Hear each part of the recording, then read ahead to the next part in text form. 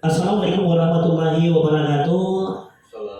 Kembali bersama kami di program acara Sudut Pandang, tentunya di terasace.net, ya, podcastnya Teras Aceh. Saya di pagi hari ini Asmani MS sebagai pembawa acara dan ditemani yaitu Bapak Kapolres Simulu, ada Bapak AKBP Panji Santoso. Selamat pagi, Pak. Selamat pagi. Baik, di acara hari ini kita akan membahas tentang rilis akhir tahun Polres Simulu. Baik, Pak Kapolres, untuk tahun 2021 ini jajaran Polres Simulu itu berapa kasus yang ditangani dan berapa kasus yang belum ditangani dan berapa kasus kelusurannya, Pak? Terima kasih. Jadi memang untuk perkara akhir tahun biasanya rilis Desember. Tapi ini kita baru masuk bulan Oktober. Untuk perkara sebenarnya saat ini itu jumlah sekitar 54 perkara. Nah ini alhamdulillah kita sudah 100% capaian untuk selranya, yaitu penyelesaian perkaranya. Dari beberapa perkara ini ada beberapa yang sudah kita masukkan ke pengadilan, vonis, ada juga yang masih kita tangani, ada juga yang beberapa yang masih di kejaksaan. Ini adalah satu bukti bahwa transparansi berkeadilan ini kami terapkan di Polres Simulu. Hukum harus berdampak. Penegakan hukum selain ada akibat juga harus ada sebab dan ada dampak. Jadi hukum bukan semata-mata pedang keadilan yang diterapkan di masyarakat. Di sana ada restoratif justice dan sebagainya. Di sana ada alternative dispute resolution dan sebagainya.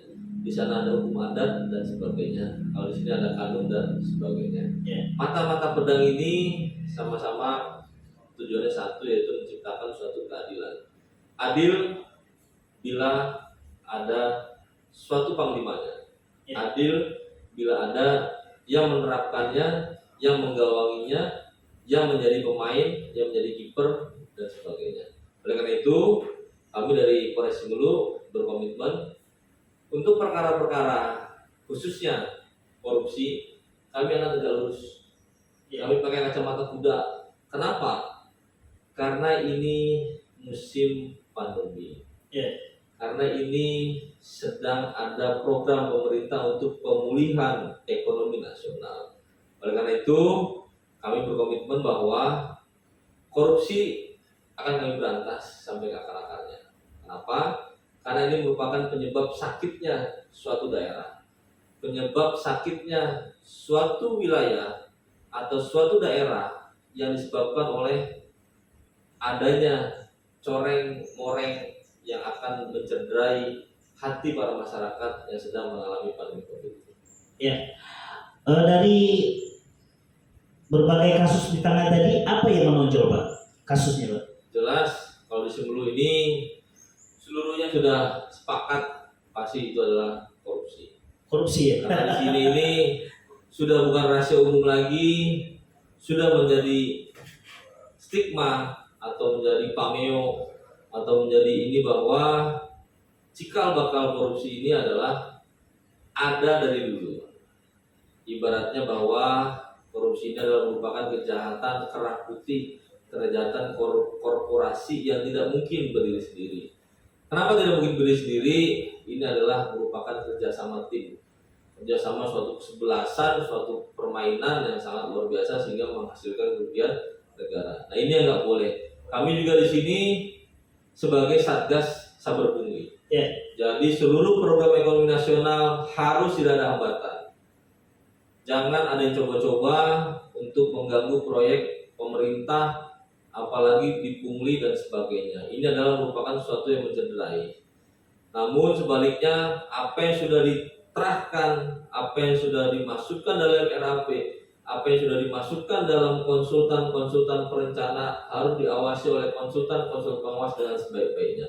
Jadi apa yang sudah digariskan oleh pemerintah juga harus dilaksanakan. Nah, kami juga tidak langsung menghujam ke bawah, kami juga koreksi diri, kami juga akan mengadakan evaluasi bahwa di mana salahnya itu, apakah faktor alam dan sebagainya, itu juga menjadi pertimbangan. Namun jangan sekali-kali mencederai kepercayaan masyarakat. Masyarakat ada untuk dibina, masyarakat ada untuk disejahterakan. Jangan sampai ada masyarakat yang justru dengan pembangunan ini tercederai, jangan sampai ada uang negara yang tidak ada outcome. Jadi ada input, yaitu ada uang negara, ada output, yaitu ada uang yang digunakan, dan harus ada outcome, yaitu barang, jasa, gedung, jalan, bendungan harus terasa manfaatnya.